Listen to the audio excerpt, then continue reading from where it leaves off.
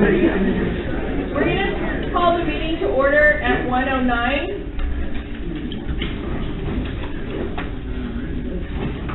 And Mr. Osborne is going to say the prayer. Please stand, please.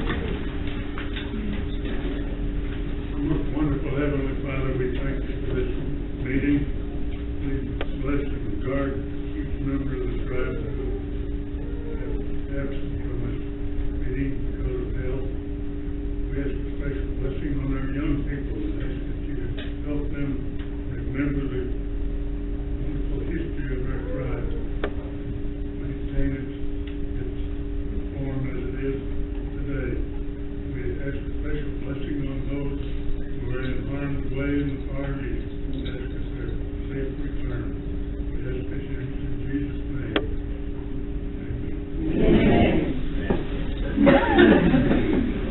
On behalf of the Executive Committee, I would like to welcome you to General Council 2019. We are honored that you have taken time out of your day to be with us today. I need to clarify the rules for speaker. Those that were posted on Facebook. These rules only apply to the tribal citizen comment session at the end of the meeting.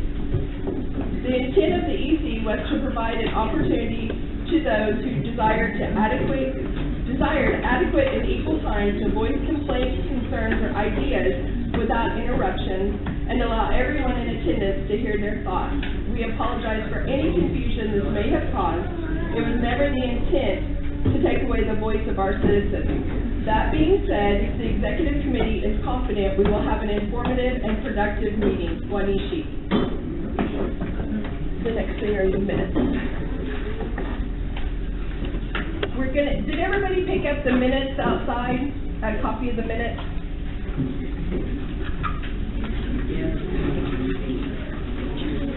If not, please raise your hand so we can get you some minutes.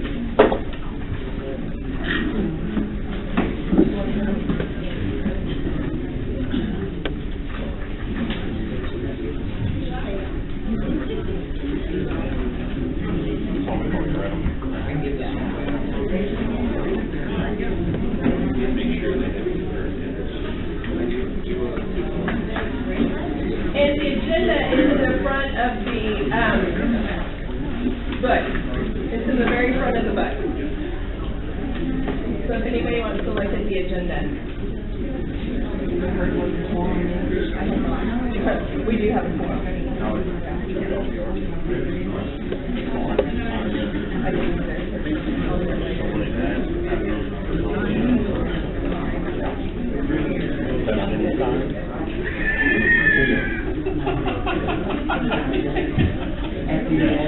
Yeah, well, we'll have coffee for the time. I'll give everybody a couple of minutes to read the minutes.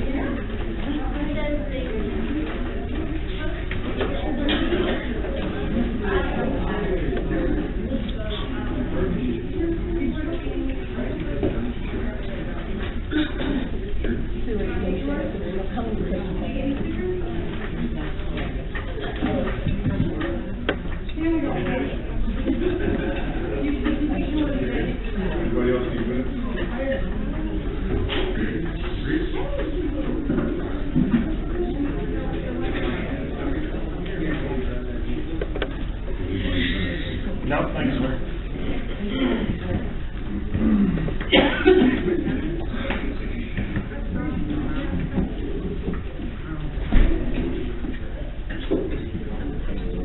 When the minutes are read, I will entertain a motion to approve the minutes with or without corrections, if anybody has any corrections. Were these minutes not already taken up at previous meeting? No. They were not. We didn't have a quorum at the last meeting. We had 11 people. They were not. Did you not have the minutes for that meeting? There were no minutes. We didn't have a meeting. Didn't have a meeting to conduct business? We did not conduct business. Election was business. That was the BIA's, their quorum. That was their business. Ours was just a formality. No minutes. Of business done. The business was for the nation, not BIA. It was BIA. It was their secretarial election. It was us asking them to do a secretarial election, yes, but they had to have a quorum and to do theirs. I have discussed this with them. I was over there last week and discussed it with them. And according to Robert's Rules of Order, you can call the meeting to order, but you have to adjourn it immediately. You don't have to have a quorum for an election for the Constitution. So there should have been a meeting, we should have taken it in. And we go through Robert's Rules of Order, Terry. I'm not going to argue about this. I'm not. I'm not asking for nothing, I'm just pointing out facts. And I'm pointing out the facts. Move on, yes, let's move on. So I'll entertain a motion to approve these minutes. Are there any corrections to them?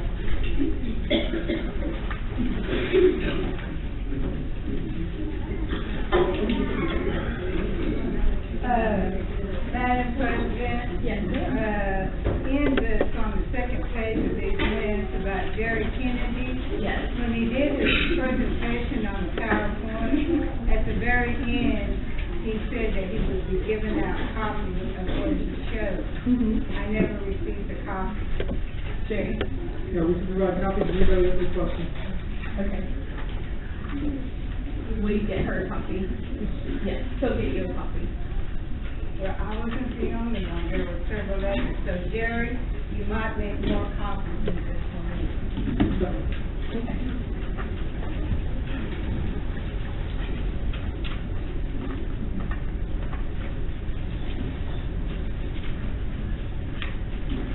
Are there any corrections?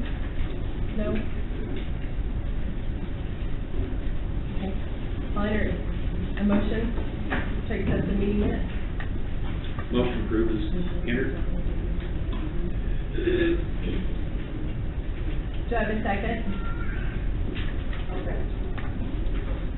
I have a motion and a second to approve the meeting minutes of June 16th, 2018. Everybody in favor say aye, or raise your hand. Anybody opposed? Any abstentions?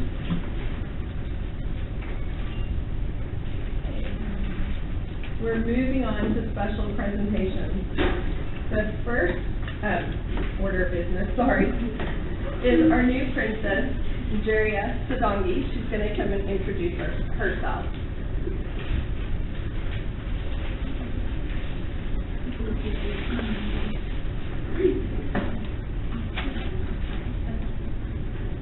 Hey, speaking as Speaker Jeria Sadongi, I'm honored to be your 2019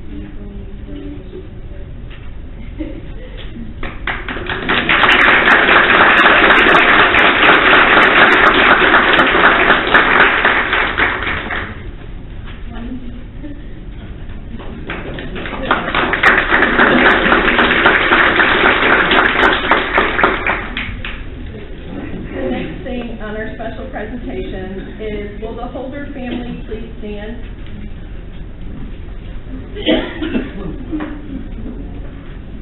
Our first honoree is Myrtle Parton Holder. Myrtle was a visionary and a woman before her time. In the 1940s and 50s, when most women were housewives, Myrtle was appointed tribal president. She was suing the U.S. government for our land claims, and because of her efforts, in 1980, each enrolled absentee Delaware received $619.34.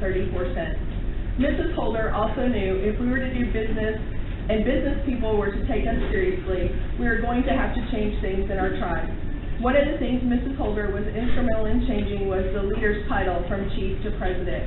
For those reasons, Myrtle Parton Holder is posthumously awarded the Survivor Award as a trailblazer, prospering today in the legacy you left us.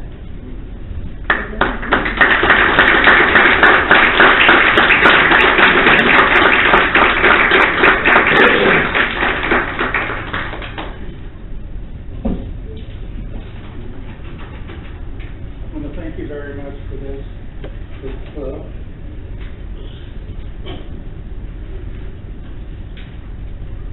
It's been a long time coming.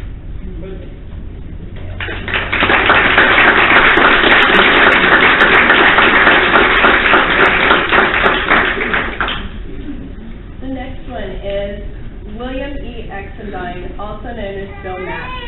Mr. Exendine was instrumental in the survival of Delaware Nation.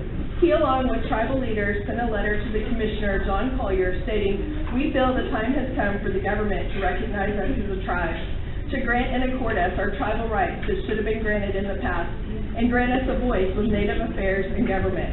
Mr. Exendine, along with Myrtle Parton Holder, filed a lawsuit against the government for compensation for lands in Indiana.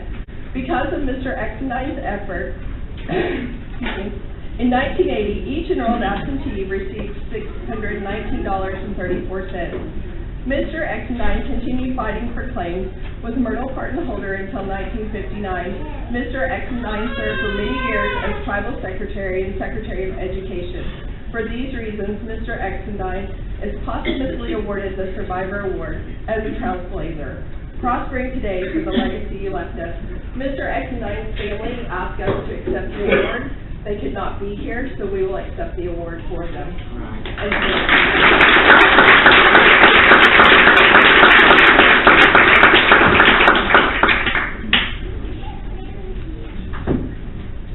The next trailblazer is Mr. Robert Howard Lawrence, or actually known as Uncle Bob. Robert Howard Lawrence was born in John and Jesse Lawrence, Anadarko. He graduated from North High School in Wichita, Kansas in 1936, where he set the high hurdle record of 15.5. He received a track scholarship from Notre Dame, where he ran hurdles and was on the mile relay team. He was also selected for the Olympic track team for the 1940 Olympics in Tokyo, which was canceled due to the start of World War II. He graduated from Notre Dame in 1940, NROTC graduate and a monogram clubman. During World War II, Mr. Lawrence served as an officer for Princeton and Jersey training officer. After the war, he returned to Notre Dame to get his bachelor's degree in physical education. In the late 40s, he joined the civil service and was assigned to special services official for the 5th Air Force in Asia Pacific, which included the Philippines, Japan, Hawaii, Okinawa, Korea, Thailand, and Vietnam. The final 10 years in Asia, he worked as a Fuchu Air Force Base and the head of special service for the 5th Air Force Base. Mr. Lawrence wanted to return to his hometown in 1971 and took a grade cut to work at Riverside Indian School as a counselor in civil service. Mr. Lawrence served on the Delaware Constitution Committee and participated with Delaware Elders Committee. He was a loyal tribal member, always encouraged the youth to do their best and always willing to lend a helping hand. The AOA building is named after Robert Lawrence.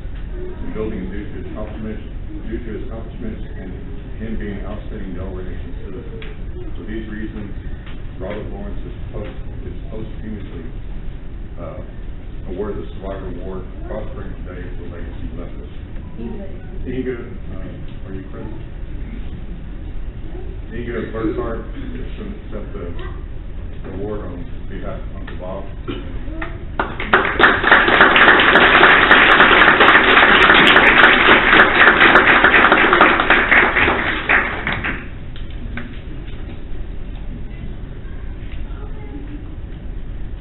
So my cousin Bruce messaged me. He was in Japan for the last 2 weeks, and they're just getting back, so he wasn't able to come down. And he asked me to accept this award on behalf of our Uncle Bob. And if anybody knew Uncle Bob, they knew the green truck. And if you were ever caught behind that green truck coming down Park Road, know that you were going to be a long day. Yeah, so I was honored that he asked me to accept this for him.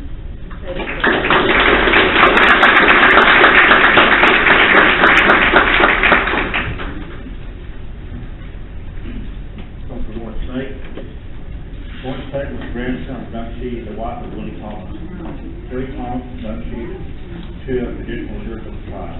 After the self-determination, movement, the first Delaware tribal office was established at the Route Office Building in Anadarko. Before this, tribal leaders met at the Riverside Indian School.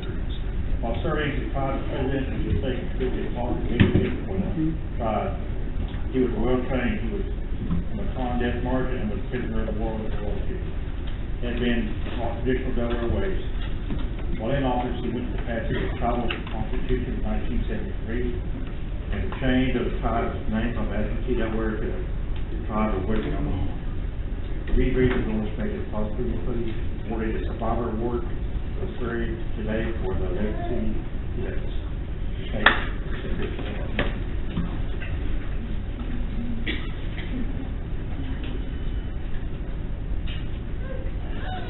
I win the legacy award.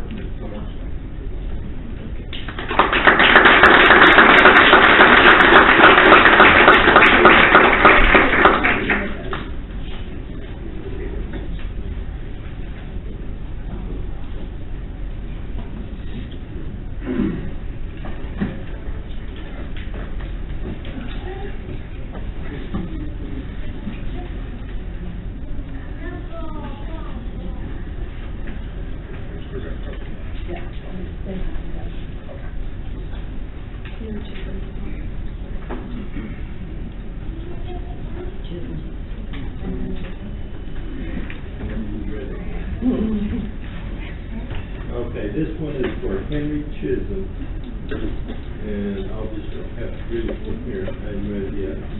Henry Chisholm was great grandson of Chief Willie Thomas, who became the tribal president after Myrtle Park holiday around 1965. Prior to this, he had served as tribal treasurer. From 1950s to 1960s, the tribal council meetings were held at Riverside Indian School. At times, the tribal leaders had to pay for correspondence out of their own pockets. Henry Chisholm stated, "We did it because in our own heart we wanted to better ourselves." It was rough though, however. With the settlement of Delaware claims, it appeared that at last the tribe had been paid back for the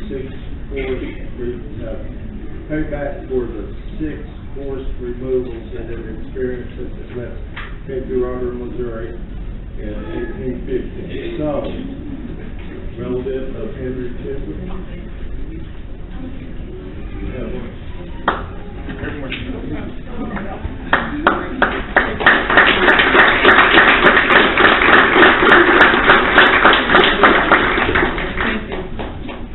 Well, my uncle was a very good man, and he loved to tell Delaware stories, and he always believed in Delaware's right, always knew that. He always had a dream that people could, he knew that there was a lot of good in people, and there's more good than evil.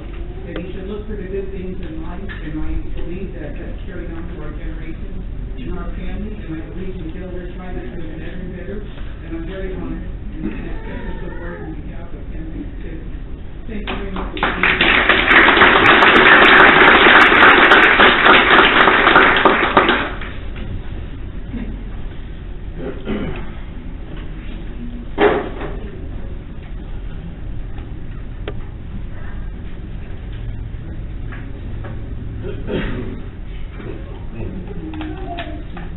Jack McLean graduated from Burton High School in 1942. He later attended Oklahoma A&M, where he was awarded the American Farmer degree in 1944. He then joined the United States Army and served during World War II.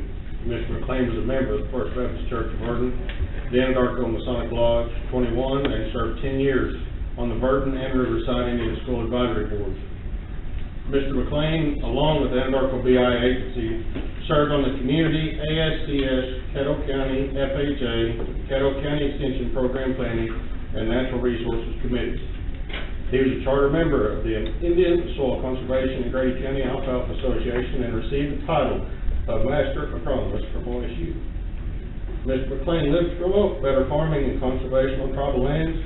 He was a great-grandson of Delaware Nation Black Beaver and proudly served in the Delaware Nation Executive Committee as President, Vice President, and Treasurer. For these reasons, my grandpa, Jack McLean Jr., posthumously awarded the Survivor Award, prospering today for the legacy he left us.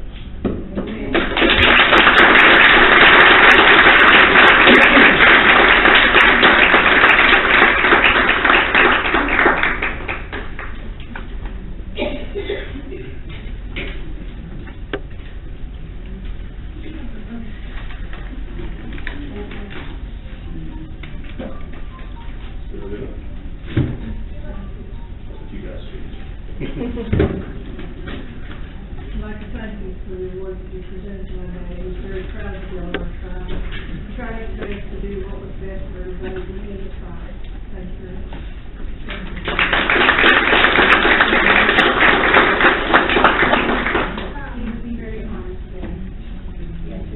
Can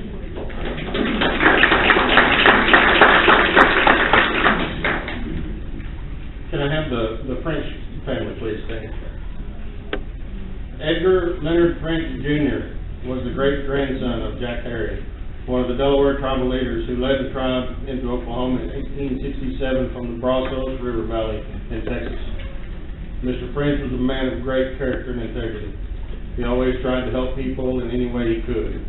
He stood up to social injustices and advocated fiercely for people who needed it most.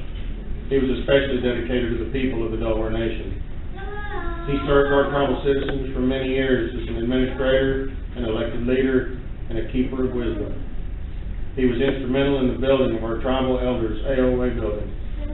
Mr. French was the tribal president at the inception of Gold River Casino and was involved in the planning, building, and completion.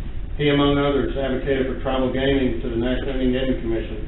He knew it would be an asset in which our people could benefit economically.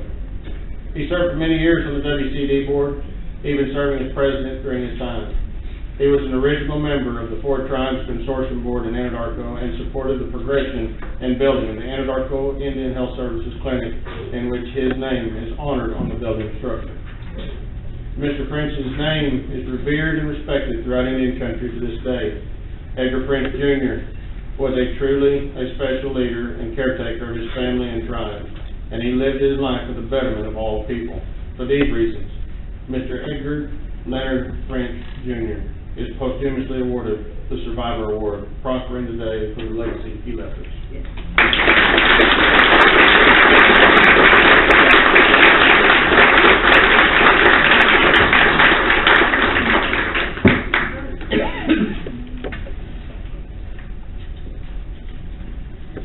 I just wanted to say really fast, that it is a real honor for me to be able to stand up here today and accept this on behalf of my grandfather. And I know if he was here today, he would say thank you to everybody here and to the executive committee, and also to my grandparents sitting back there, his brother and sister. So, thank you very much.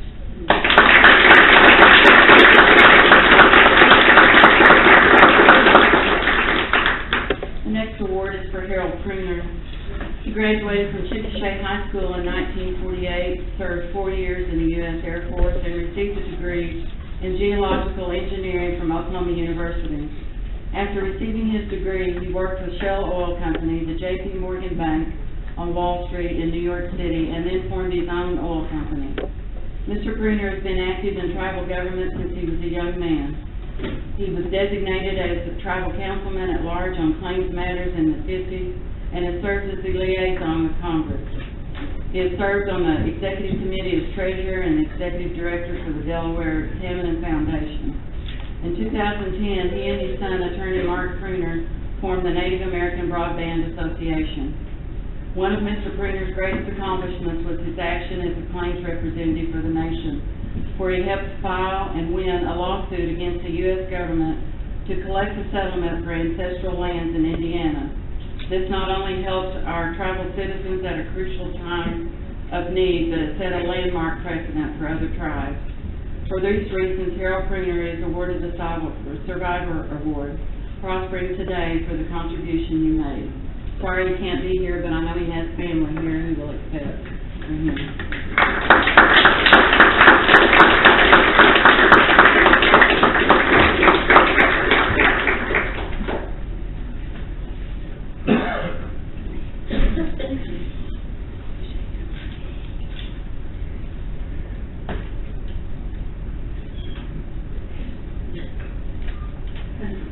On behalf of my family, I'd just like to say thank you very much.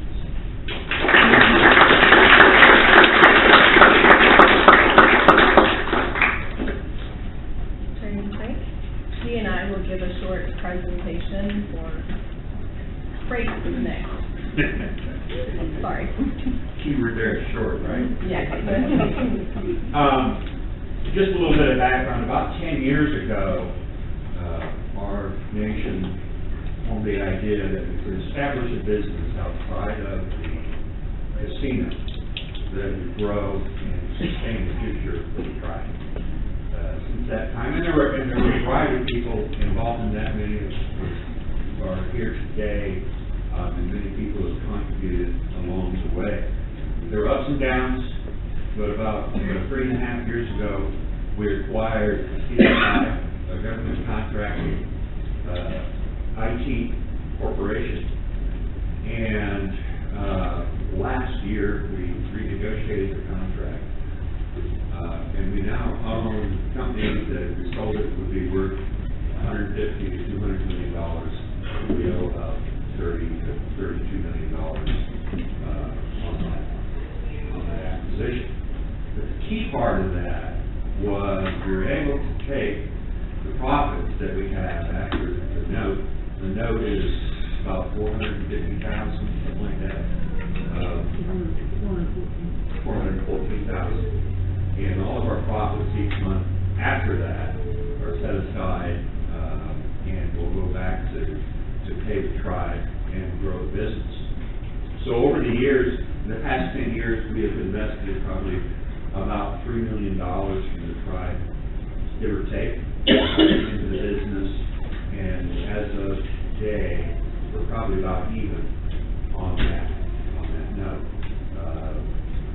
A long time back, we got the warehouse. Gary was instrumental in doing that. And it's been leased out for about 3 years now. It pays $300,000 a year. It's been about $1 million back from the warehouse. And now the business, right now, this year, will end up somewhere around $87 to $88 million. And profitability on that would be about 15%. And actually, we're way ahead on profitability, so it could be a lot more than that. Our vision is to grow this business and sustain this business. We are stewards of the future for the tribe. Your kids, your grandkids, and their kids should be able to benefit from what we do today.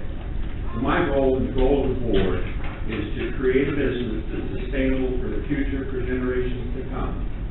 And our 10-year goal, which we're working on developing the plan right now, is for the business to grow at its current rate to $1 billion in revenue and have profits of at least $150 million a year. To give you an idea of what that is 30 times more than the casino currently gives back to the tribe. So it will provide significant advantages and significant economic opportunity for the generations to come. So we truly on the board are stewards of the future. We believe that it is our responsibility to make good decisions and grow the business, not risk that business, but provide revenues for the future, and create a business that's sustainable and one of the top businesses, not only in Oklahoma, but in the United States as well. We on the board then, our goal is to get top quality advice. So where we don't have expertise in the organization, we go out and we look for industry experts, top people in the United States to give us advice. And they become our consultants on a long-term basis. So, as you go forward each year, you should see us grow 25 to 27%, and by the end of the next decade, we should be owners of a $1 billion business that continues to grow and sustains the future. So, with that, we're going to turn it over to our president and CEO, Jerry Kennedy, is going to talk about what we did last year. Feel free to ask any questions as we go along. Jerry? This is going to be pretty short because we're on the PowerPoint. So, which I can get that to you, so send that out. But last year, our goal was to do about $63.4 million in revenue. We ended up with about $64.5 million, give or take. So we're about 1.6% over our projection, and then our EBIT was basically right at about $10.1 million. Our profit was about $10.1 million, which comparing that to last year our net profit was right around $7 million. So we were almost 50% over on our net profit.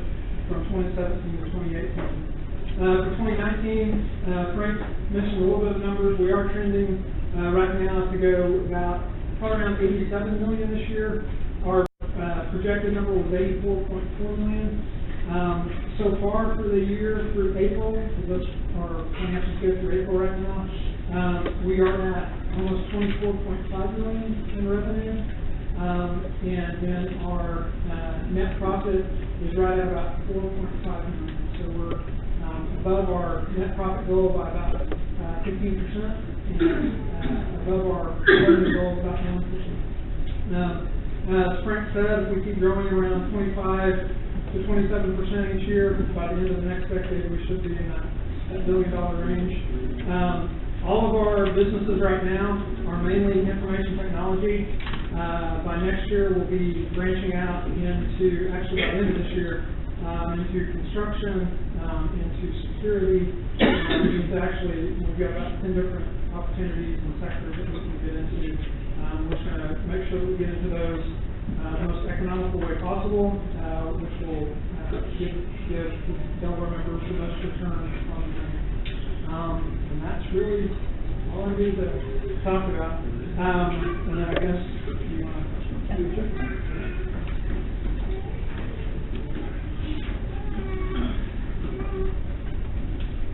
So we did a check in March for the first quarter, or April, this was the first quarter. And then this is the second quarter for June. It's another $1 million check.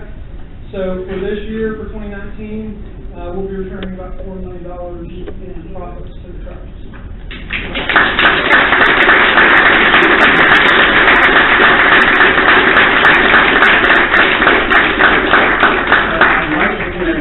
One thing, well, the people down at the organization did a lot of work to be able to get this money back to the tribe. It was with the support of the executive committee, everyone on the executive committee, and their good decisions about being able to support the business. There's not a time that I had any complaints about the support that was provided by our leadership, and they're forming this strategy for the future to take the money that's allocated, and it will grow and grow and grow, and allocate it to future growth of the tribe. So the vision starts today with the money, and next year it could be twice as much as we see today, which will then exceed the money that's given to the tribe by the casino. So it's been good news for everybody. It's our privilege to serve. We are the stewards of the future for the organization.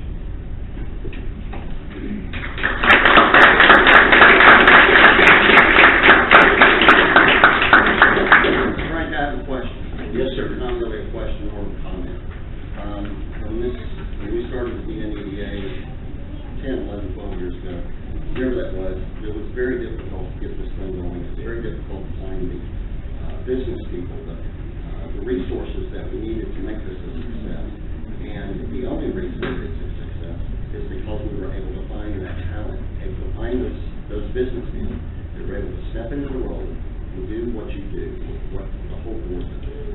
And I think that the board deserves a very good hand of applause, because what they've done, what they've created, was not easy, folks. And it's unheard of. I've looked around and you don't see other small tribes doing what we've done today. It's an impossible task, and they made it possible. And I think they deserve it.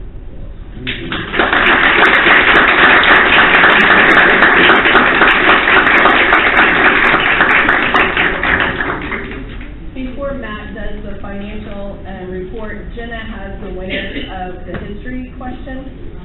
Yes. So she needs to come up and announce them. Oh, I'm going to announce them. I'm happy. Steve, with 13 correct answers, we have Inga Hartart and Leandra Edward.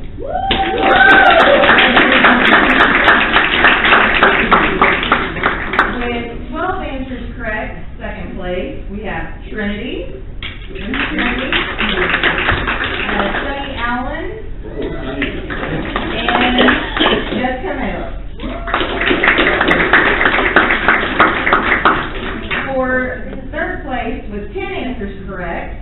We have Roberta Rafferty,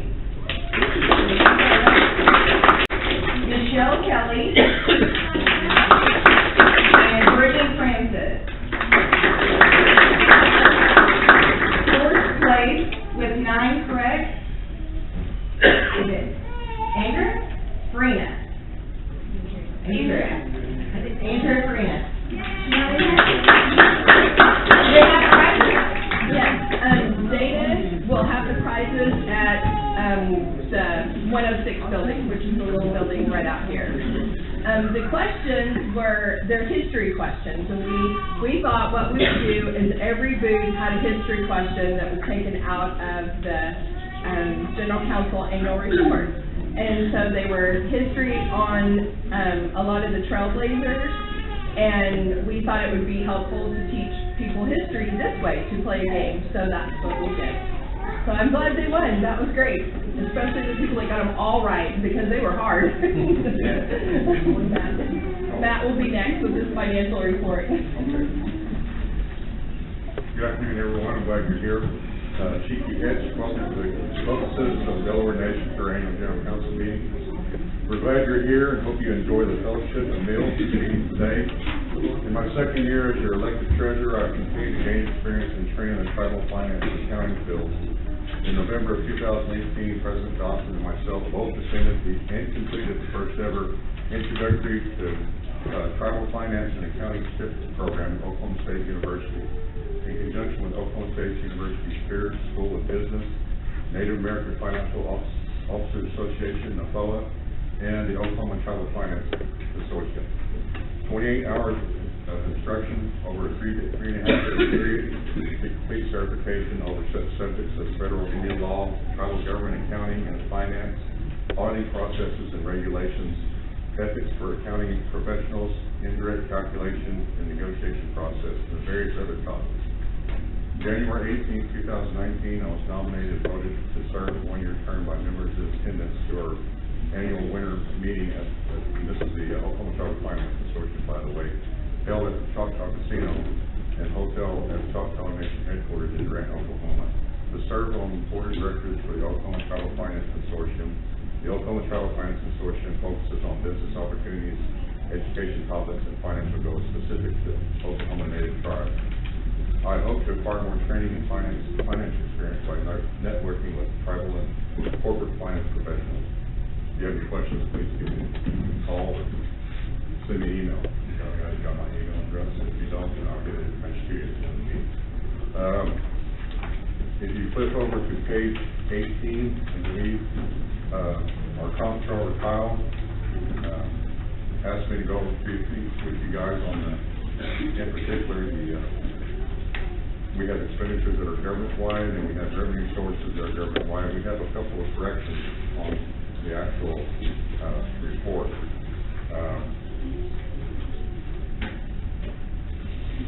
On the very top of revenue source, government-wide, it was supposed to say percentage of revenue instead of percentage of the expenditures. So there was a mistake made by our publisher. If you want to look at 2018, we have federal grant contract revenue at 1.7, and it's a little bit higher than it was in 2017 at 1.73, and it's grown every year, it seems like, on federal grant and contract revenue. And then the interest and investment income was at $182,543, which is a 1.6 increase.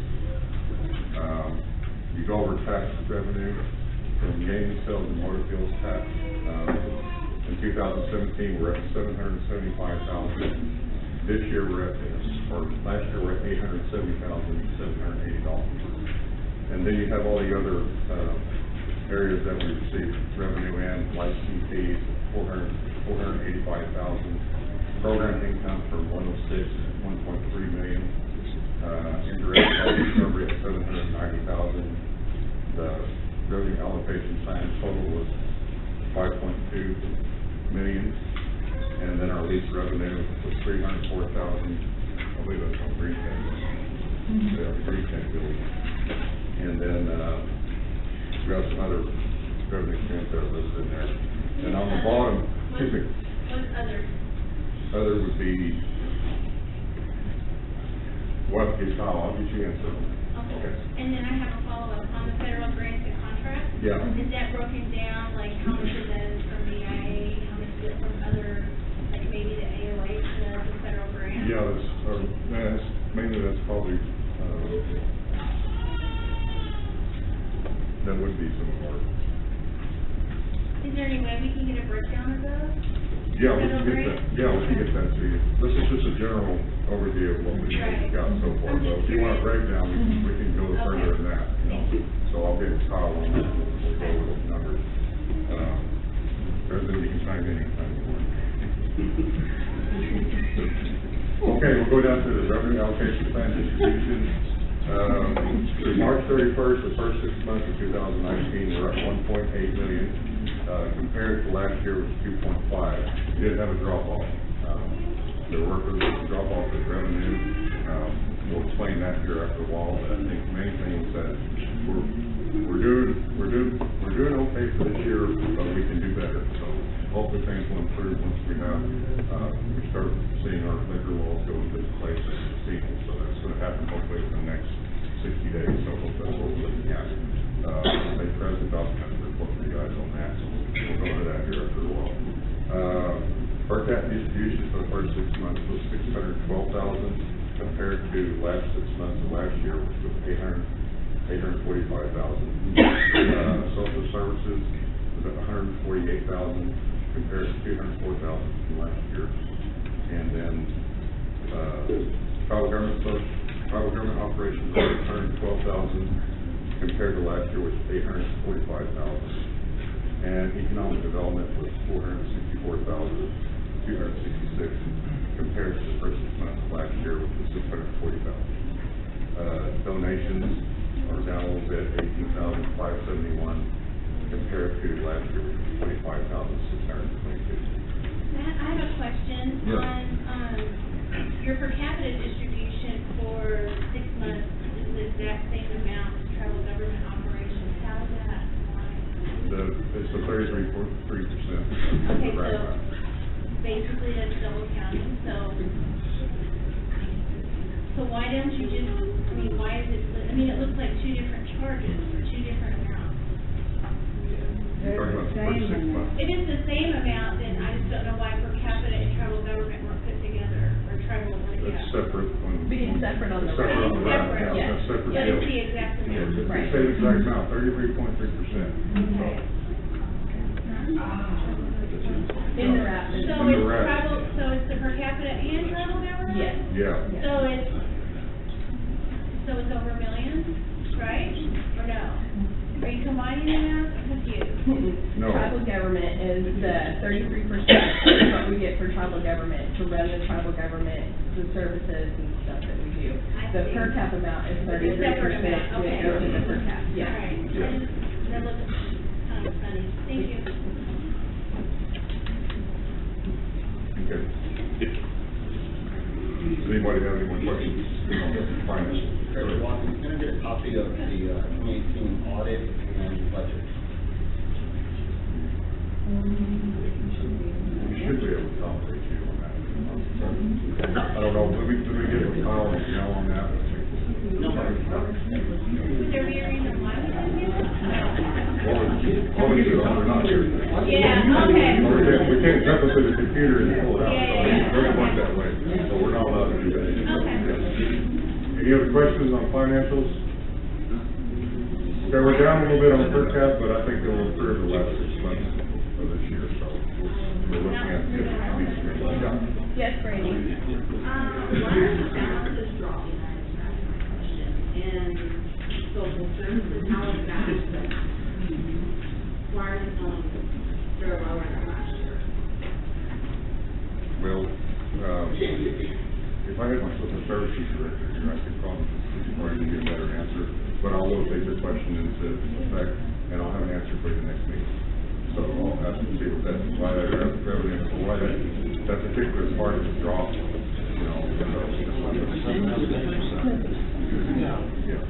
Brady, it's because the revenue allocation from the casino was not as much as it was, in previous months. And I'll explain that. We do not have liquor over there because of the change in the liquor laws, there has to be a new liquor ordinance. And when it was sent to BIA, there was certain wording that had to be in it. So the solicitor sent it back to us, and then we had to send it back again, and with the new wording, and then it was sent to DC. DC pulled it back because they wanted some different wording on it, and I was assured last week that it would be in the Federal Register next week, so that 30 days after it hits the Federal Register, we will be able to serve liquor. So, for both casinos.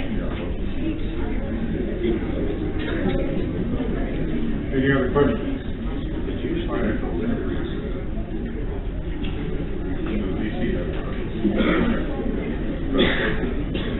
Evelyn, did you have a question? Oh, okay, okay. That's it, that's all for Matt. In the book, it takes up a lot of time to have all the directors give a report, and I had a lot of tribal members complaining that we spent 3 hours here going over reports and everything. So this year we decided that we would just do an overview of the book. So if you would like the social services director to come over, because that seems what everybody wants to talk about in social services, she can, and ask questions, or if there's any other departments you would like to have questions answered from, they will come over and ask those questions. Yes, Evelyn? I would like to see, seems like a lot of people have questions on our finances. Maybe our finance director or comptroller can be here to answer those questions. Yes. And on the federal funding, maybe they can list what we actually receive as tribes on our federal grants and what they each put in. Okay.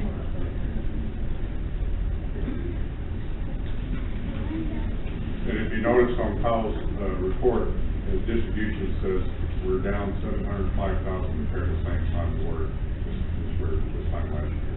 So, and that was in March. So, look from March 2019 compared to 2018, we did have a drop off in revenue. So, that's kind of the way the casino works, though. I mean, it picks up and then it goes down. You guys seen the first half page before. If 1 year's down, then that's just the way it is. You know? I have a question. If being $1 million, is any of that going in towards the burnout? No, not yet. No, it's actually, it's a separate deal. Can't go into the gaming.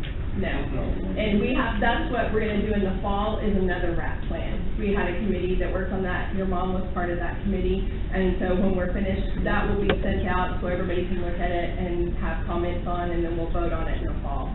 Because right now, that $1 million that they gave us in the spring, and then the $1 million that they gave us today, those are just sitting in an account. Oh, good. We can't, we're not gonna spend any of that, or do anything, or allocate it to anything to pay for it. We don't have a direction from the people. So then the $1 million check that Frank Keaton showed us, it's set up in a separate account? Yes, ma'am. It's in a separate account. We put it in a completely separate account, then it's got its own account number and everything. And now it's $2 million. Now it'll be $2 million. Yes, Ms. Abrams? You said you have a committee who's looking at what to use that first $1 million? Oh, no, with all of the money that comes from D&I. We've already had meetings in the past that all income was distributed to the tribal members at 33%. Well, that was significant. That was for the gaming, that was for the kids. That was for gaming, but all other income. It's not in there. Now, this was that meeting done 20, 25 years ago, that we said any income that the tribe generates, they, DNA, are the Delaware nation. Yes. That isn't money we loaned them, that isn't money on a grant, that isn't money we expect them to pay back. They were working to make the tribe money. And they've done that, and I congratulate them for doing that. But that committee who said what is money, it's already a cut and done deal. 33% is the first half payment.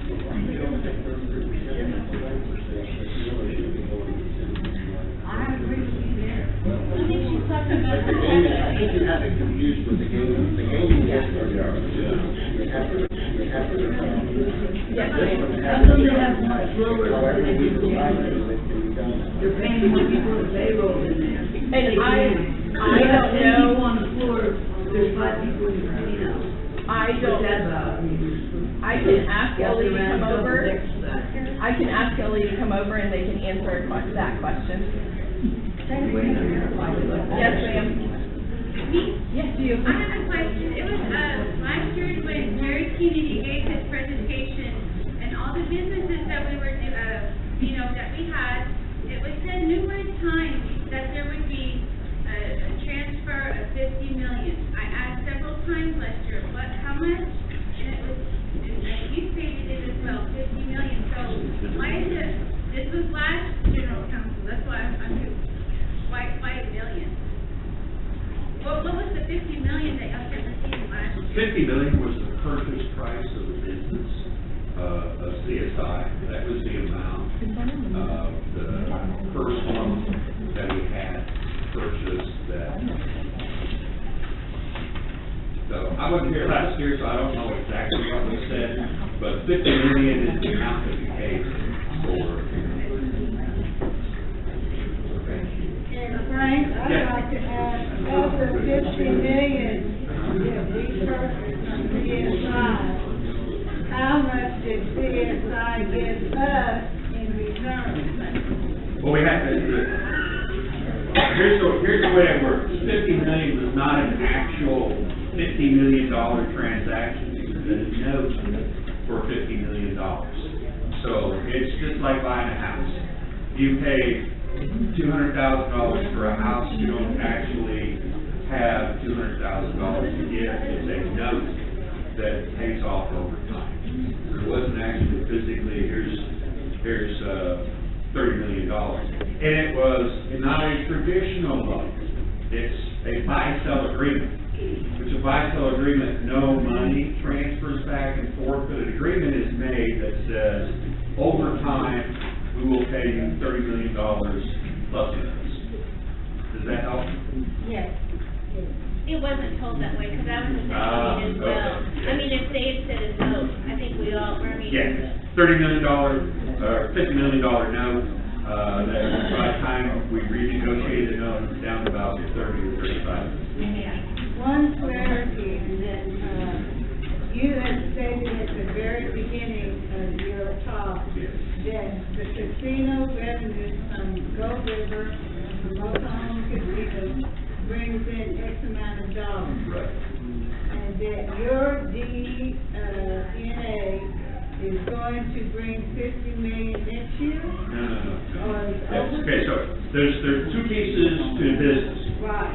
One piece is the revenue that you bring in. Right. Okay, for us, that's $87 million. The spot where we'll be by the end of the year. From that revenue, you pay out expenses, cost of goods, all that kind of stuff. If everything is said and done, you have net profit. Right. So our net profit margin is right around 15.5%. We're exceeding that this year. So let's say we end up at 20% at the end of the year. 20% of $86 million is in the neighborhood of $17 million. Right. So now if you pay, some things out of that are noted, but that's really the things that matter to you guys. How much you bring in, what's left over after everything is paid. So what's left over after everything is paid this year, hopefully in the neighborhood of $15 to $16 million. That's what we'll get to the tribe? That's what we'll get back to the EC. We will retain some for growth, because it is very hard to grow without capital. So we agree with the EC that we'll talk about that, keep a reasonable amount so we can grow it to $1 billion. So that years down the road, instead of 15 million, we're giving 150 million back to the tribe.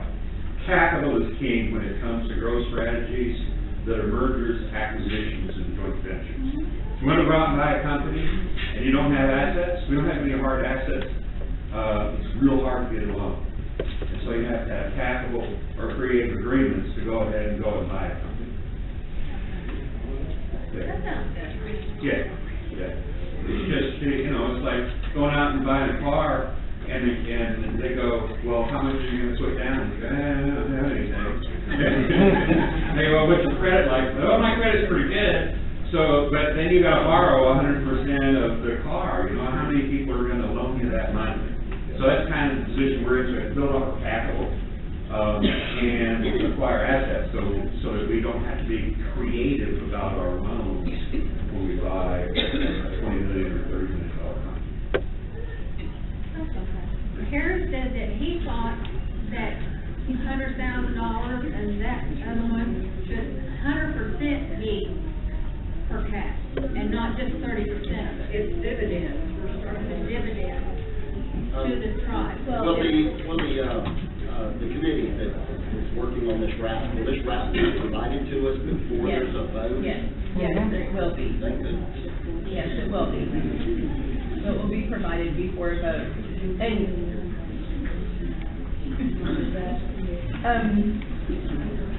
I already told you about the liquor ordinance. The next thing I'm gonna talk about is our child care center they're gonna start building the road July the 8th. So we designed it had to be redesigned. There was some stuff that went on with water lines, and we had to get the city we had to rezone, so now we're ready to go July the 8th. So they should start the ground, everything. We have to move the church, the little church there, it has to be moved by the billboard, and so the church can stay there, and I have a meeting with the pastor on Monday to talk about it. And so once we get that done, the road will be done, and everything will start moving along really quickly for the child care center. Sunny just came in the door, and so she could answer your question. I don't know. I don't know where Sunny was. Yes, ma'am.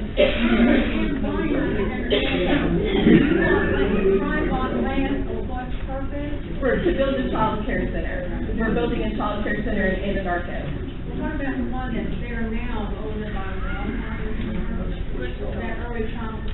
That's the Wichita. That's not it. We're building the Delaware Nation Child Care Center. We already have one over there. We haven't built it yet.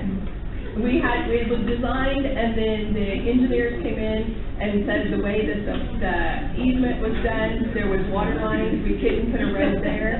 They had to redesign it, and so it had to be redesigned. There had to be a lot of things done to it to be sure that we could build it and put the road through and everything. Will that be put into trust so we don't have to pay taxes or on the property, or? We haven't talked about that yet. We haven't talked about putting it into trust yet, but I'm sure we should do it. I mean, it would be the right thing to do, to put it in trust. Yeah, or we're gonna pay taxes on it, yes. Sunny? Yes. Ms. Seidel had a question for you. Yes. I don't have, you want to payroll the next few families. When they're producing 5 people in there, there's 10 workers on the floor, walking around in queues. And we're honestly, to be honest with you, we are actually really understaffed. We've got such a high turnaround. We've got a high turnaround. There's 5 people in there on Friday night.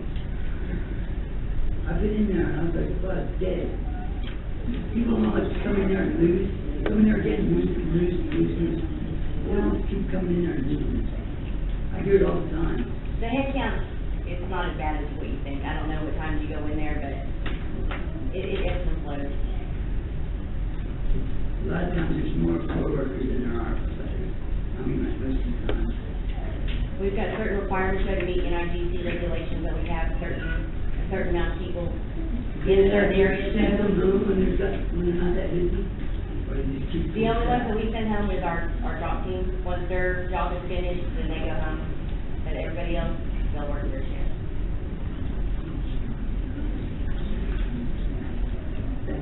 You're welcome. Does anybody want any other directors, social services, or anybody else? You want social services? No, I have a question. Sure. I was wondering why it cost $2,000 in committee fees to elect the princess? We had had a princess selection committee instead of the executive committee selecting the princess. The executive committee should not be, selecting the princess. Well, can I make a motion that we select the princess as general counsel and get rid of the $2,000 in meeting fees and put that towards our scholarship stipends? We could, if everybody would like to do that. But Evelyn is, she does some of that, yes? Yes, we were talking about that the other day, and there's, two associate agreements or committees. Right. We have two members, myself and, Tobias. Mm-hmm. Tobias. But, we were talking about that, as trouble members ourselves, as former citizens, that, our tribal princesses were elected at our general council meeting. It wasn't a full-fledged election, it was just whoever was present or whoever wanted to come vote for their princess at our yearly, general council meeting. That's how the princess was elected, and I think it should be the people. Yes. Okay. Okay, we'll change it to that then, if everybody agrees. Does everybody agree? Yeah. We'll do that. What was the $2,000 fee for? It was to pay meeting fees for the princess selection committee.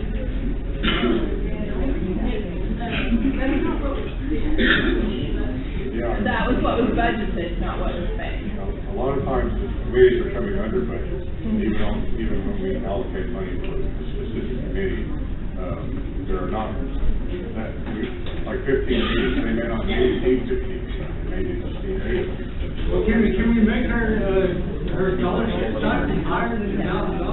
Yeah. We could move that over to that, yes. $1,000 doesn't buy anything these days. Right. I agree. Yes. Yes, ma'am. Do the girls that want to be, the princess, let them know, or they just grab and say, okay, what's on their name in the hat? No, they have to do an application and they have to write an essay and they have to be interviewed. There's a lot to it. Yeah, they have to apply. Yeah.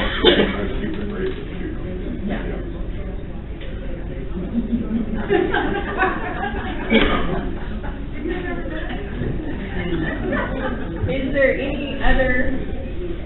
other departments anybody wants to hear from or anything? No? If there's not, then we will move on to the comment section. And I have the list of people that signed up. Ms. De La Rosa, you are first. And you will have 5 minutes.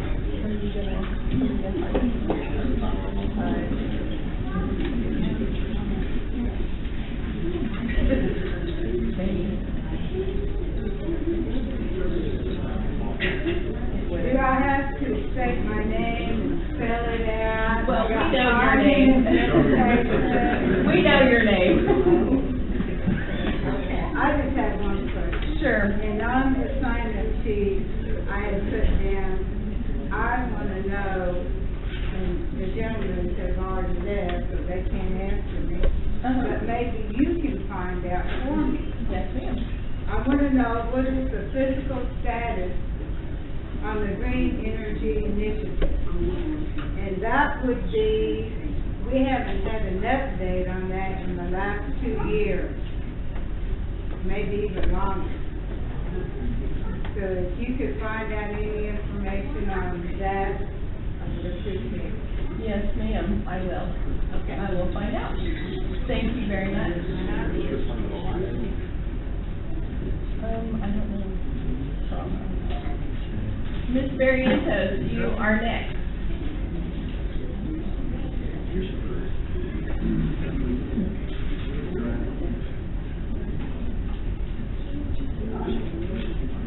Does anybody know if she went outside or? Sherry? All the time. Yeah, I see her. Sherry, Barrientos, are you in the building? Are you in the crowd? Cover the leader.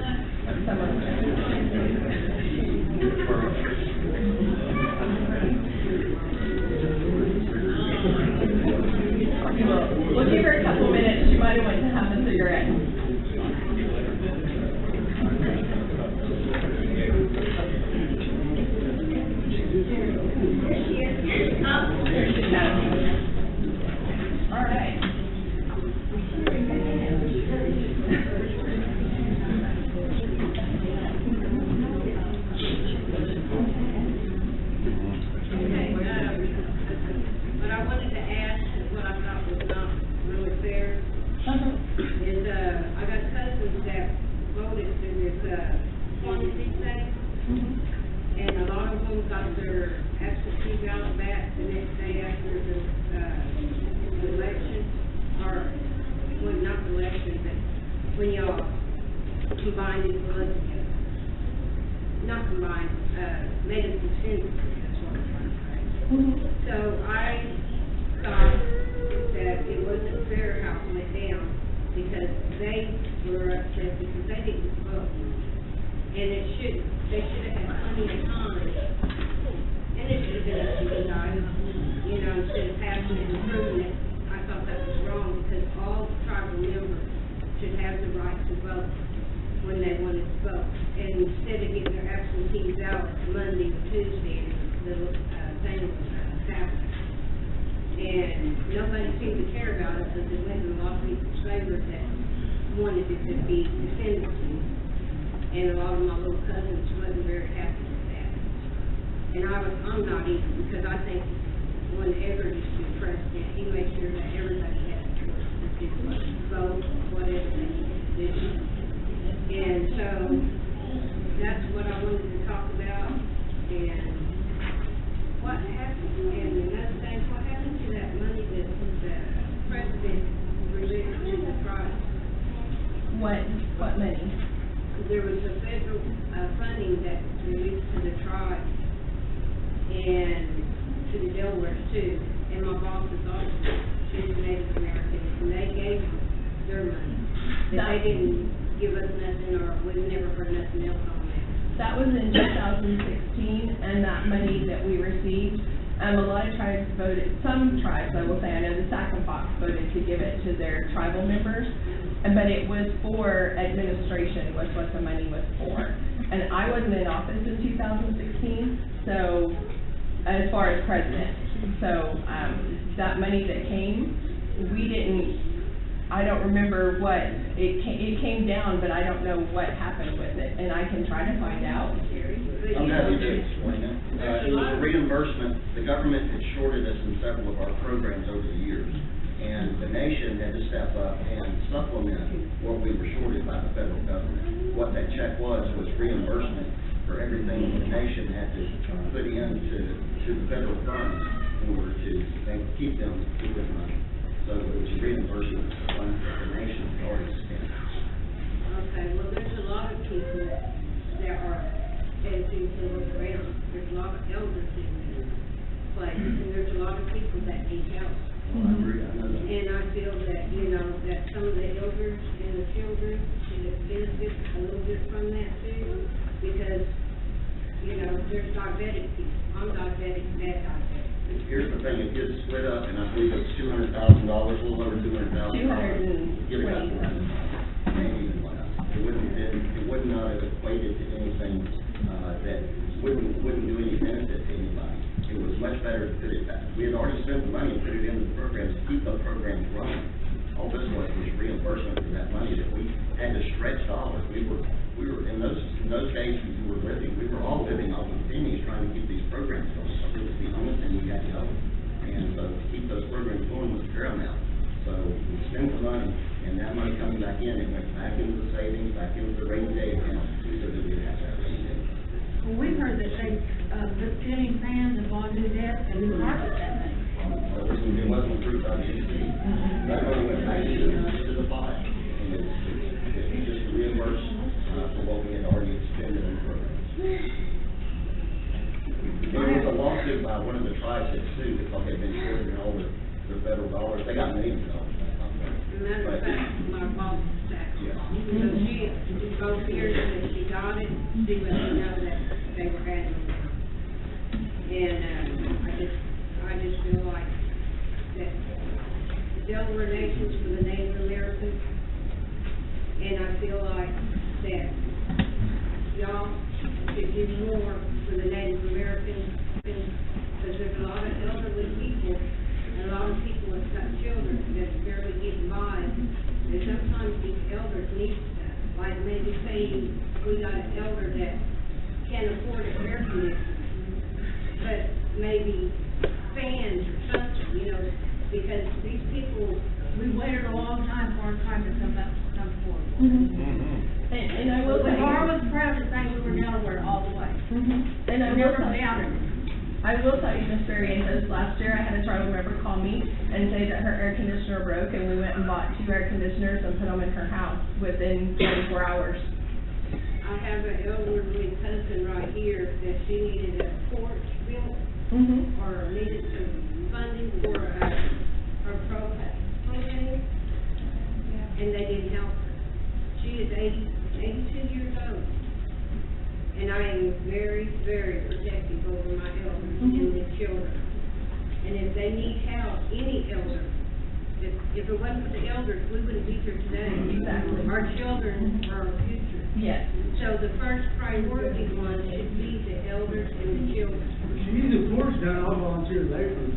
Well, then I'll let you volunteer. I'll be standing out there helping you. Yes, ma'am. And my aunt also said that they brought water off to her house, she has them, and that was the first and last time that they were gonna help her. She's 70, and that's it. That's all that can be done to help. She has no water at all, and I don't feel that that's right, that they should say, we're gonna do this one time and that's it. She needs it for tons of reasons. And she doesn't have the income to go out and just buy it whenever she needs it. It's just not there for her. Sometimes they barely get around. You know, Mary, she's lived a good long life, but she's barely getting around, and when she needs help, it should be up to our tribe as people to help these other people when they need something. Or water, a way to get down the stairs. She's in a tank right now. Linda Kulof's got a tank. She's been sick too. You know, we should do more for our elders instead of throwing money out there to other things. And there's people like me working I work at OU. My diabetes is so bad, I lost almost all my teeth, and I don't get out easy on that I'm crying. You know, I got a, what do you call it, where I pay in and,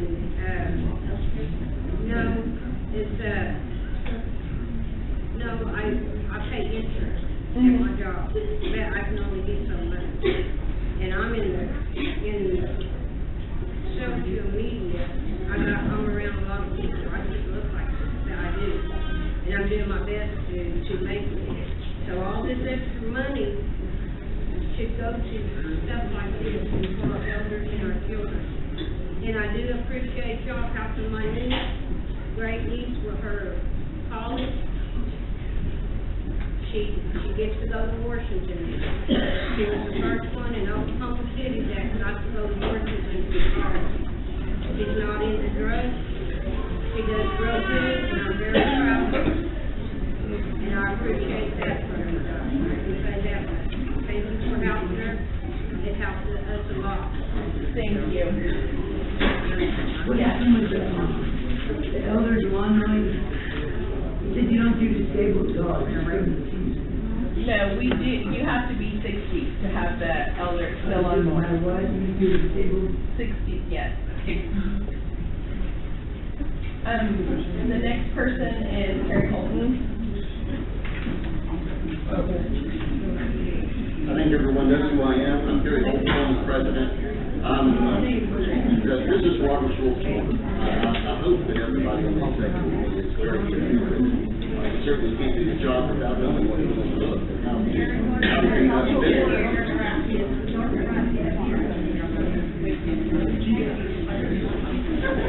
This book is very important, not just to the leaders, but to all of us. Because in this, it protects our rights. And this is the first thing. I have a problem with the constitutional amendment procedures that you use. As a matter of fact, I don't even see any procedures. This book says, let me just make something very clear. The Constitution are the rules that cannot be changed without prior notice. You must have prior notice of the language of the amendment so that an individual that may have a problem with that can debate that, can even seek an amendment to the amendment. We were never provided with that. never got prior notice of the language until I got the ballot. I didn't know what this amendment was about until I got the ballot. That should have never happened. We should have known what was in the language of the two proposals. We should have been notified of the language in the two amendments so that we could debate and amend if we so felt. It was our amendment, not the executive committee's amendment. They're the one that proposed it, but once it's proposed, we have an opportunity to amend it. Now, I don't know how you would go, I've never done a constitutional amendment, by the way, and I don't believe that any of these folks have. Maybe Mr. Ben Holland has, I'm not quite sure, but nonetheless, none of us have ever done it. But when I went and looked at the procedures on how you do an amendment, I see several steps that were missed. Several. And one of them that's going on right now that really is the fact that these amendments should have gone into effect immediately when they passed, according to this book, immediately. As a matter of fact, Sherry Lovin stated that in the video, that these go into effect immediately. So the problem is, why aren't there people enrolling? Because we have an election going on and we can't do that.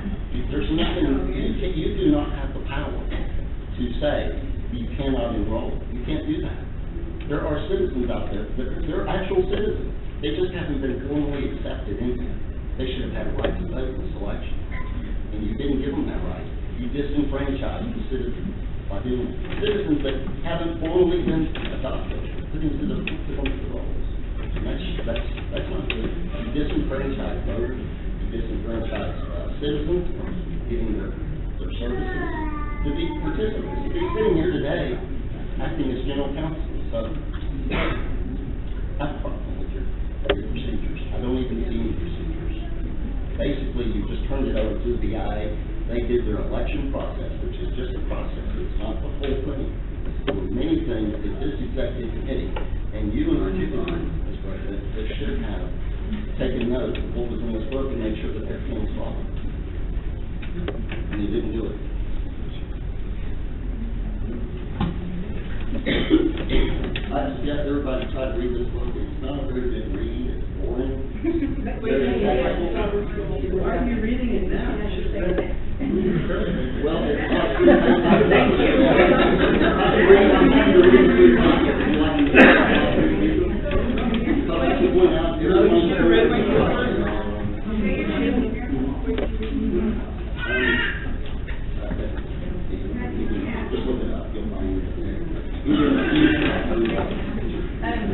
Ms. Abrams? Ms. Abraham? Sorry. You're next. I'm next. Okay. Yeah. I wanted to talk about that $100,000, we just like to discuss that, and the economic development money, and then the enrollment. I think that we should start that enrollment and have a moratorium for people over 50 years old. ODU, sustainability of the tribe. Enrolling people that are 50 and 60 and 70 years old is not going to sustain our tribe to the length of term that we're looking forward to. So, but I don't know, that wasn't in the amendment, but it did say, we said we're gonna, let's want it. And then, what we're gonna do with lineage. My mother was enrolled, her mother was enrolled. We didn't skip a generation. So are we gonna let the new people come in, jump generations and go back? And then which role are we going back to finally finish? The original lot D. Original lot D. Because like the Cherokees do that dog road. Yeah. Whatever the dog road, that's the lane. So, those are my questions about the enrollment. We said we're gonna get rid of the blood quantum, but we didn't really give any guidelines what that meant. Is it gonna be a lineage? My mother was, my grandmother was, so I can't enroll somebody that didn't enroll with me and jump back to my grandma.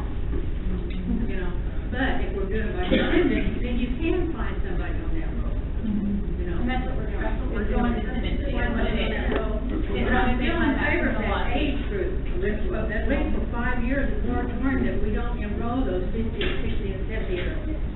You know, they just want to jump on the bandwagon, but we want them to stay on tribe with those younger ages.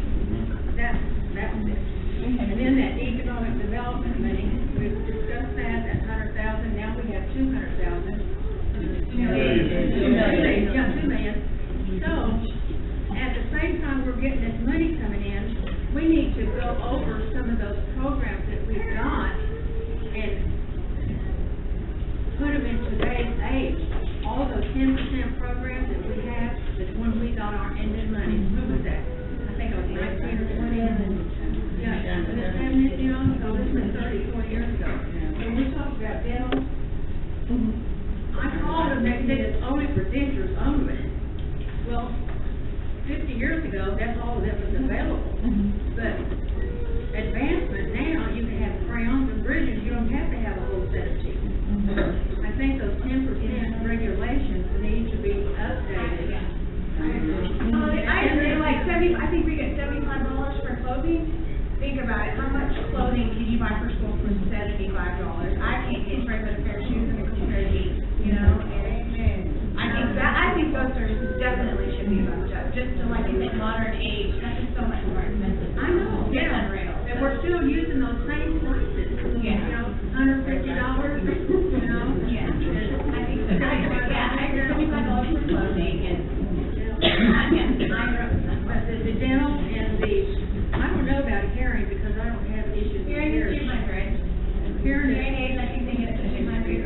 no, it's not like now, 3,000 for 5 years. Oh, for the hearing aids. Yeah, the hearing aids, but I don't know, do you have to have a hearing aid? I don't know, can you do something else that don't, like I'm talking about a little like on the dental. You know, there are things that you can do to save your teeth, instead of just say, oh, right, we're just gonna give you a whole set of business.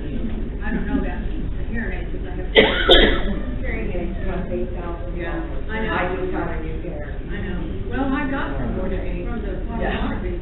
Wow. I paid $700. It's not a lot. So they use Medicaid. But, that's $8,000. Enrollment and the economic development money and the 10% change. That's all I wanted to say. Thank you. Thank you.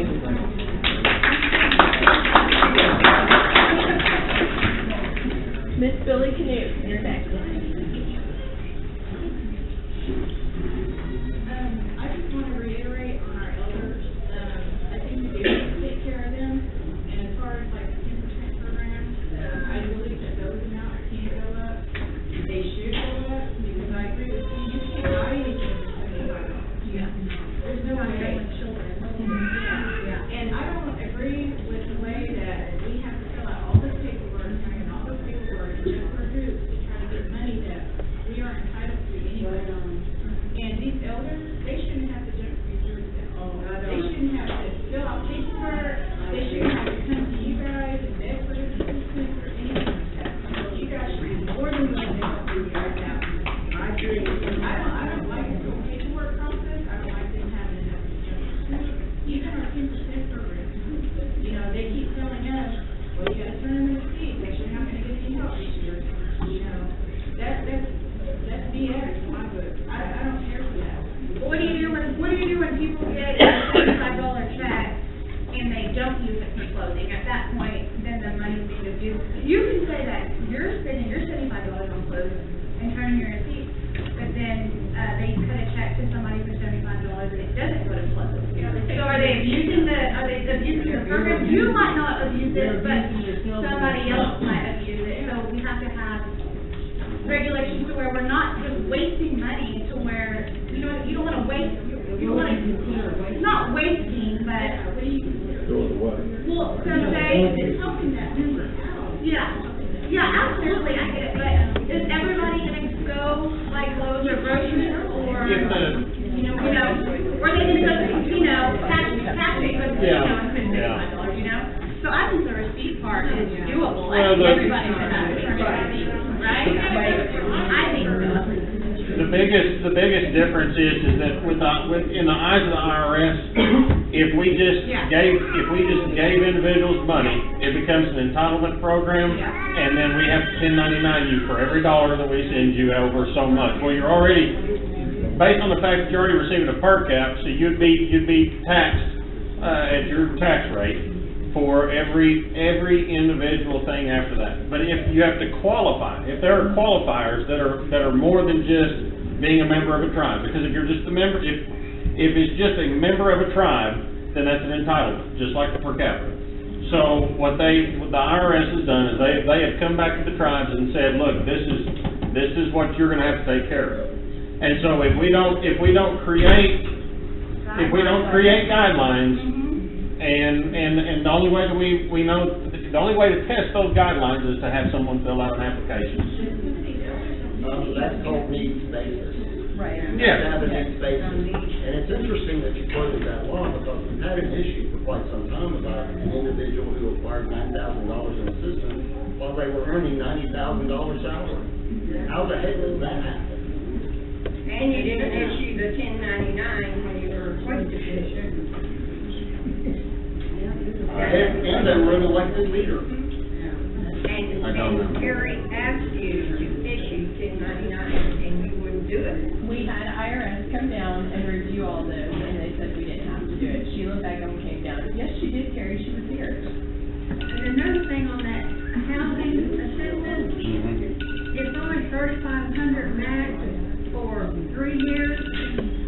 And if you use a $500 plumbing, then you're out for 3 years. That's ridiculous. I mean, things happen to your home, not by every 3 years, or by amount. That 10% part of that, needs to be reevaluated on housing. I think they should go up for sure. Do you want to finish billing this?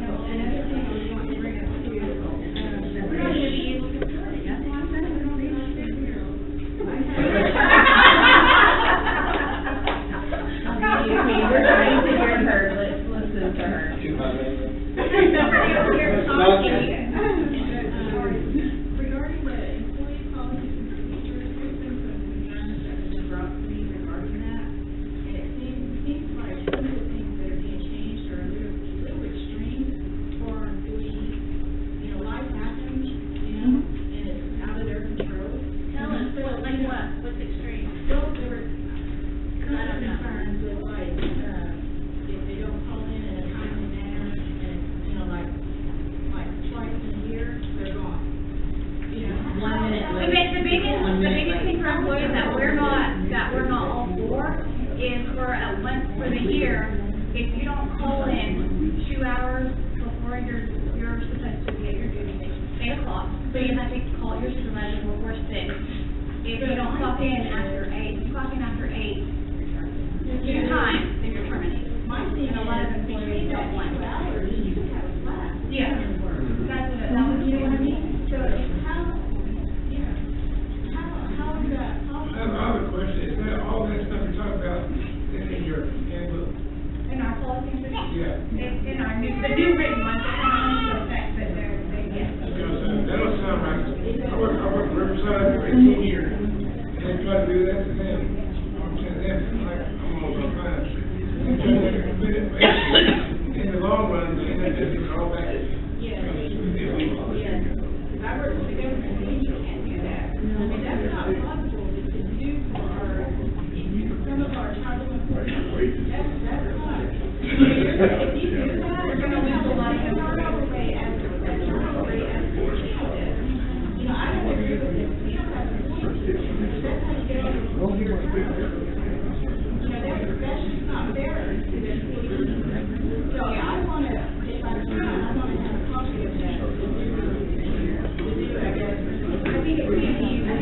I sent it out, we sent it out one time for comments, we'll send it out again for comments when we do the RAP plan. We sent it out for comments, we didn't receive any comments on it for everybody to read it, and nobody commented on it, nobody read it. Now, is that part in there what we're going on though? Like being late, is it 2 times in a year, or your whole career? Now, come on, we gotta be realistic. They cannot,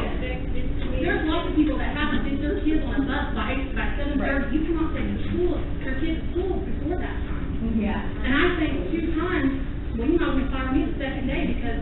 Yeah, I I know. know, you know what, a 10-minute courtesy is, I think is.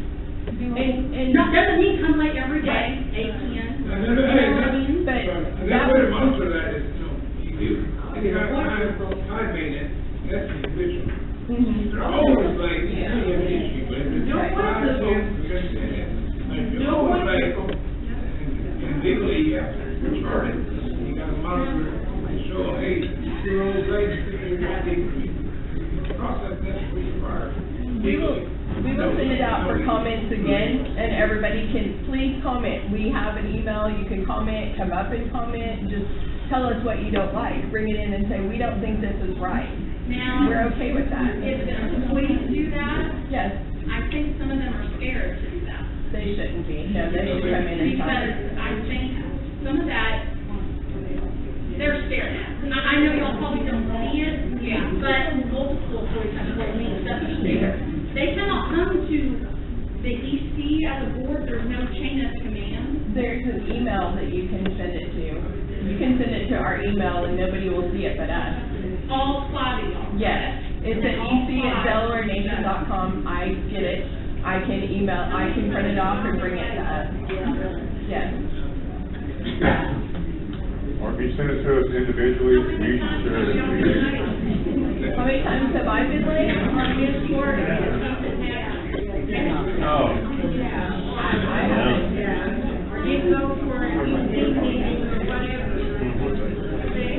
Well, yeah, I've been late. I mean, and I've not been in an EC meeting, but I've been sick or I've been on trial. Yeah. Well, yeah. I agree. Sorry, Billy. Go ahead.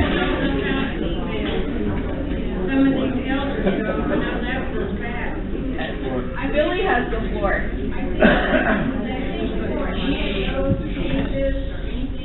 Right.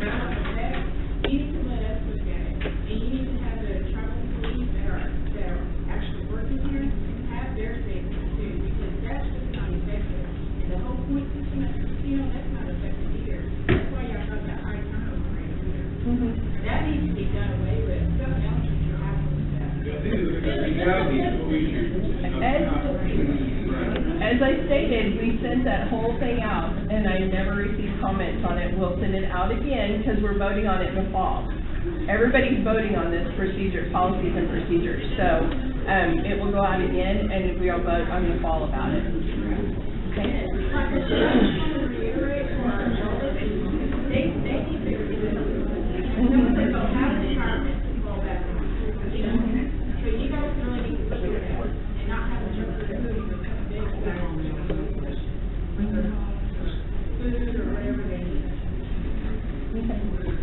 Thank you.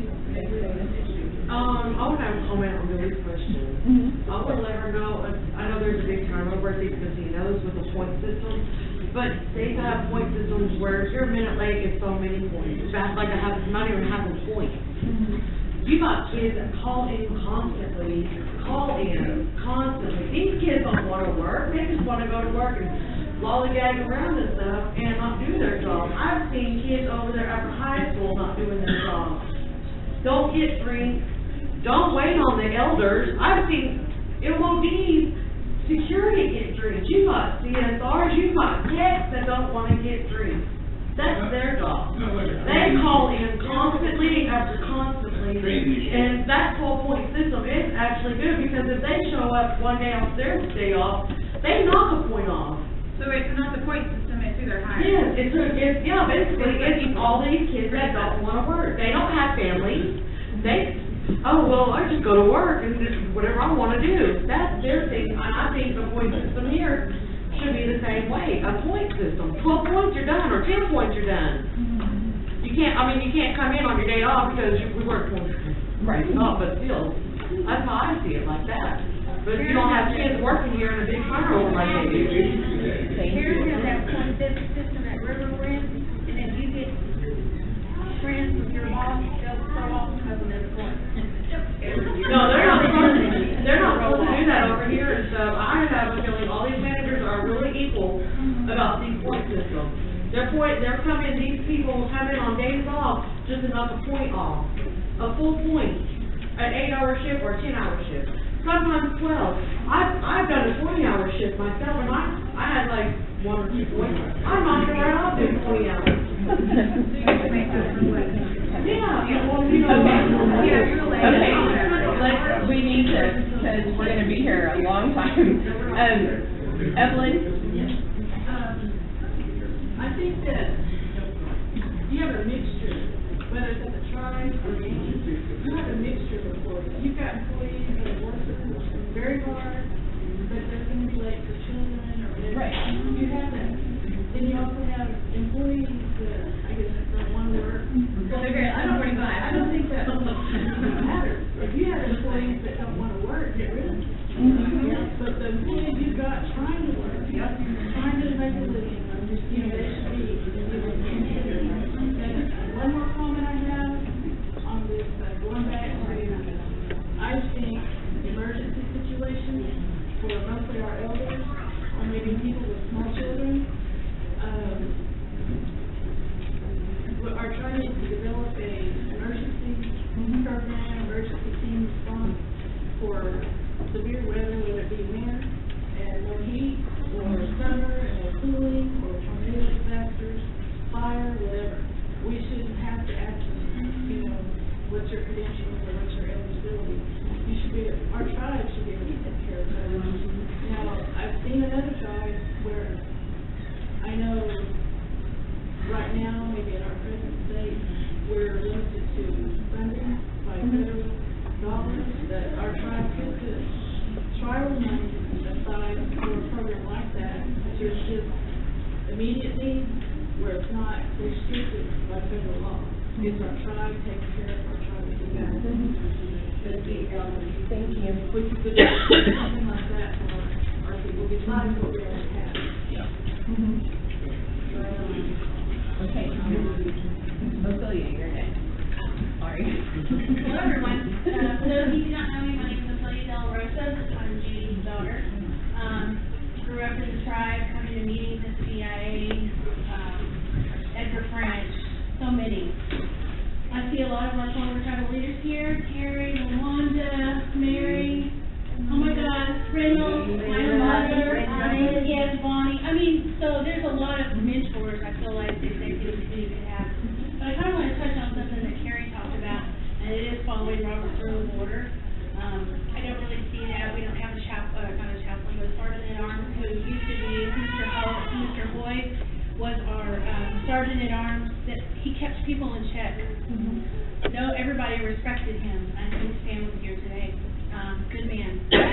So, you know, I don't see that really happening a lot. But one thing I would like to talk to you guys about referendum voting, signing a petition. You know that we can change, because I think a lot of people here feel like the general counsel doesn't have a say anymore, am I right? Yeah. You guys feel like they don't listen, right? Yeah. That when we ask them, because back in the day, these people would say, I make a motion that we, whatever it is. And the chairman would call for the vote. I remember one time Edgar French did not call for a vote, but he did it. And it passed. And he didn't like it, but he implemented it. And we haven't had that for years. Even when I was in tribal office, which we made peace with, but, you know, we did an inter-executive committee call with Reynolds. And there was a meeting when it was a casino hall here, and there was a removal, and, you know, that was the executive committee exercising their ability for the election ordinance. And I feel like sometimes that started a really bad trend with the executive committee from that point not listening to the general counsel. And I've visited with Reynolds many years ago, and we've made our peace with that. But at that point on, it was like the executive committee said the only thing that general counsel had to say was to hire and fire tribal attorneys and to approve and disapprove tribal enrollment. We haven't done those things in years. I didn't hire Leslie Taylor. Did you guys? No. No one ever put that forward to us in any general counsel. no slam against her, I'm just saying, we never hired her. I can't remember the last time, I think my son, who's now 12, was the last time I remember the general council voting on his enrollment. And I remember that, because I cried. It made me feel good to see everyone's hands go up, to put my son on the roll. That was 12 years ago. I haven't held my hand up with any family member who's been born since then, in my family. Have you guys? No. So, I get frustrated. I don't hate you guys. I don't agree with you. I think that you could all stand to get more mentoring from your tribal people, your former leaders. Elders, yes. But with that said, I am going to be working on, for myself, some items to put forth in a general council meeting by calling a special election. I'm going to create a Facebook page for everybody. You guys are going to have to help me bring everyone in. But in Utah, you guys too, I'm going to have you on there. You want to be on there? Great. I'm not going to try to hide anything I want to do. But I want to see some different leadership. And if that means having to do a petition to create new change, then that's what I want to do. But my fear is you guys are going to get these petitions because you have to you have to act on it within a certain amount of period. I kind of don't know if you're going to do that. I don't know if you're going to hold a meeting at noon on a weekday when no one can come to work, or you're going to have a weekend meeting so that we can all be here to vote. But I want to help give these people the power back to govern our tribe. You guys need that. We need it.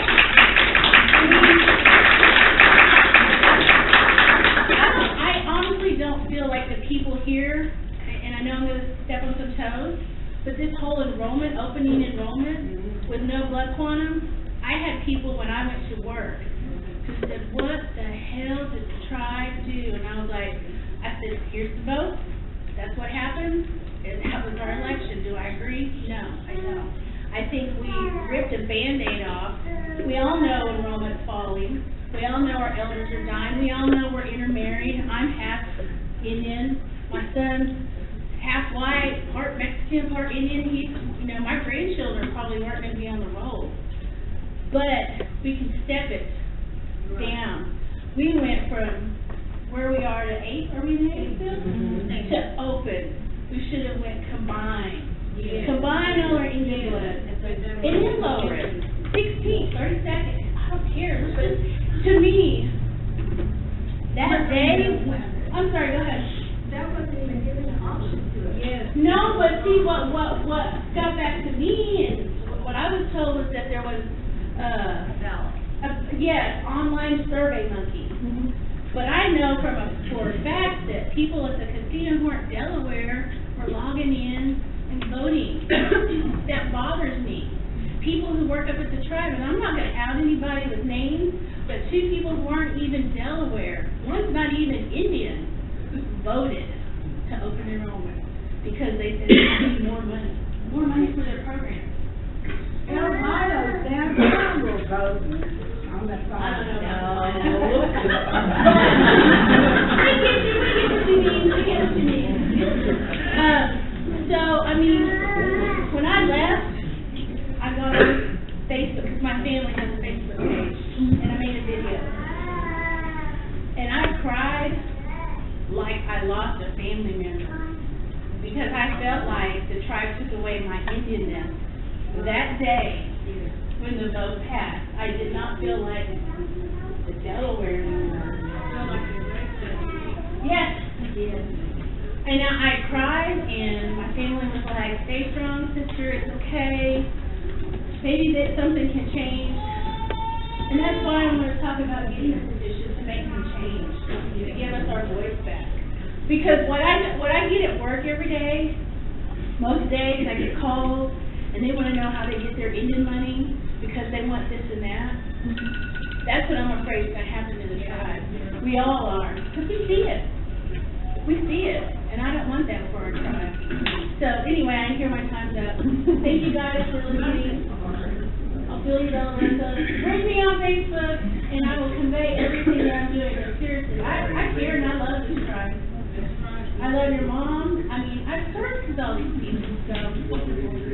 Anyway, thank you. Mr.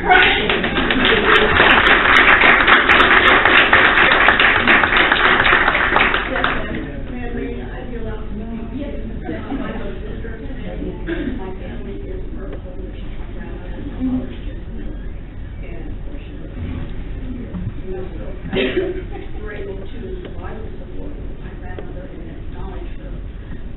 We called her a woman for her time. My daughter's an attorney, she's a federal attorney, she represents 37 Indian Nation tribes in Albuquerque. She does business development, she's trying to bring in nursing homes, take care of our elders, please, what, cool story of there. Give that out of that person, okay? I do want to tell you though, I work for the security supervisor, site supervisor, the VA hospital, Carnegie, in Anadarko. We have found, because of the Trump shutdown this year, it's very hard. It hit a lot of the federal programs. It did a lot of cutbacks to your health and for cancer programs, for elders, for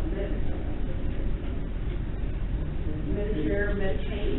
We found it very short, or enough contractors to help our providers for the immediate hospital, especially people that need to be taken care of, cancer patients.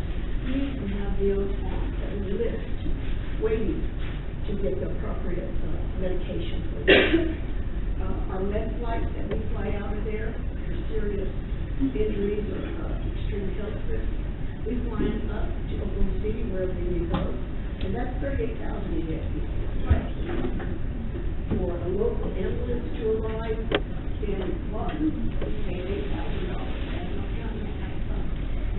And these are necessary. These are necessary for those that are. We even serve in out-of-state tribes because we have to provide that service for them. Of course, we always have those crazy ones that test our intelligence and bring in falsification for tribal leadership. But don't worry, guys, it's good for you. I shut them out. You are so important to us. But we need to realize that our elders and our children, our elders are pastors, they're finding it so hard. Just get the checks that they have, because they have to decide whether to receive or whether they can get their money, their medication.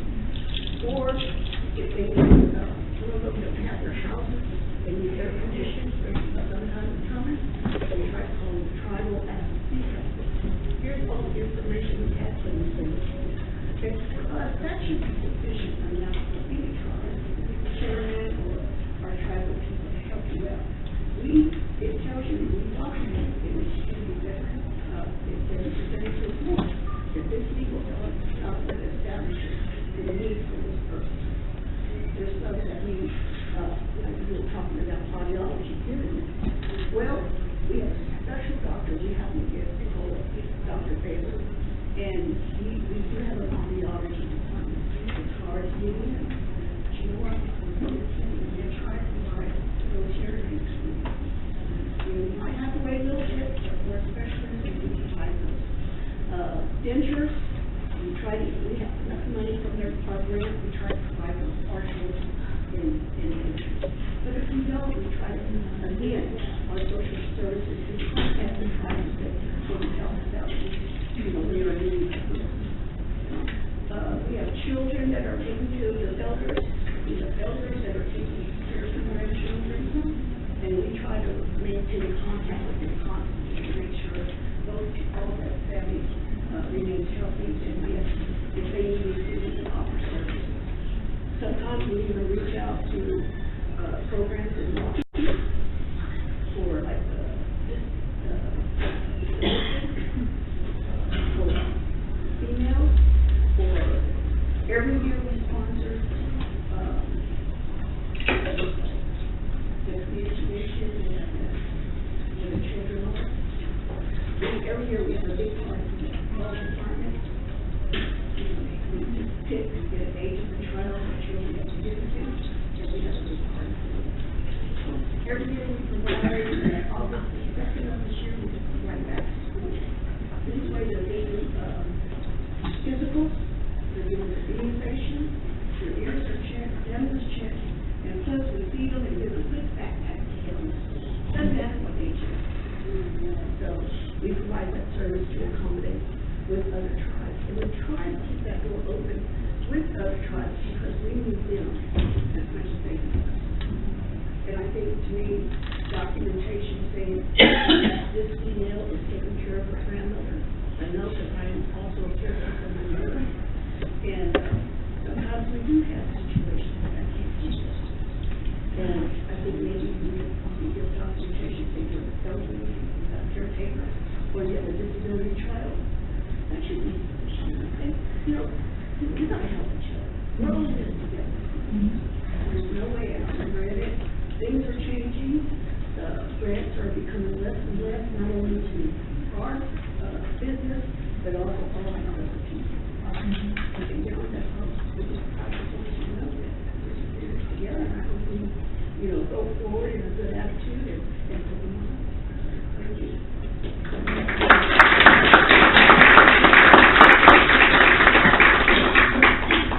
Is there anybody else? Yes, Ms. Abrams.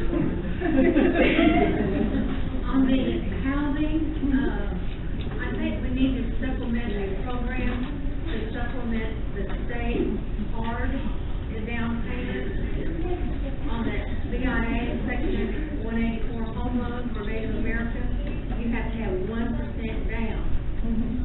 And the state has that program. But in order to get that state program money, you have to buy a home where they tell you to buy a home. Right now, they're pushing value growth.